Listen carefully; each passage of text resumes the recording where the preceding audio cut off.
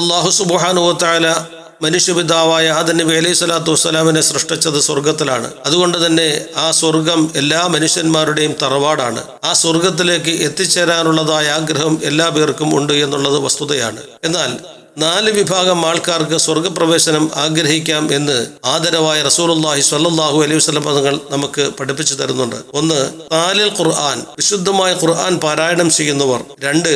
ഹാഫിദുൽ ലിസാൻ, നാവിനെ സൂക്ഷിക്കുന്നവർ, തെറ്റുകുറ്റങ്ങളിൽ പെട്ടുപോകാതെ അല്ലാഹു തആലയ്ക്ക് തൃപ്തികരമാകുന്ന നിലയിൽ വർത്തമാനം പറയുന്നവർ, നാവിനെ ഉപയോഗപ്പെടുത്തുന്നവർ. 3. വിഭാഗമാണ് മുത്തഇമുൽ ജിആൻ, വിശക്കുന്ന വയറിന് ഭക്ഷണം നൽകുന്നവർ. 4. വിഭാഗമാണ് അസ്സായിമീന ഫീ ശഹ്രി റമദാൻ, റമദാൻ മാസത്തിൽ നോമ്പനുഷ്ഠിക്കുന്നവർ. ഈ 4 വിഭാഗത്തിനും സ്വർഗത്തിൽ പ്രവേശിക്കാൻ ആഗ്രഹിക്കാം എന്ന് നബി സല്ലല്ലാഹു അലൈഹി വസല്ലം തങ്ങൾ പഠിപ്പിക്കുമ്പോൾ ഈ 4 വിഭാഗങ്ങളിൽ ഉൾപ്പെട്ടുകൊണ്ട് ജീവിക്കാൻ അല്ലാഹു തആല നമുക്കൊക്കെയും തൗഫീഖ് നൽകി അനുഗ്രഹിക്കുമാറാകട്ടെ. റബ്ബ് സുബ്ഹാനഹു വ തആല സ്വർഗം തന്ന് നമ്മെ എല്ലാവരെയും ആദരിക്കുകയും ചെയ്യുമാറാകട്ടെ. അസ്സലാമു അലൈക്കും വറഹ്മത്തുള്ളാഹി തആല വബറകാതുഹു.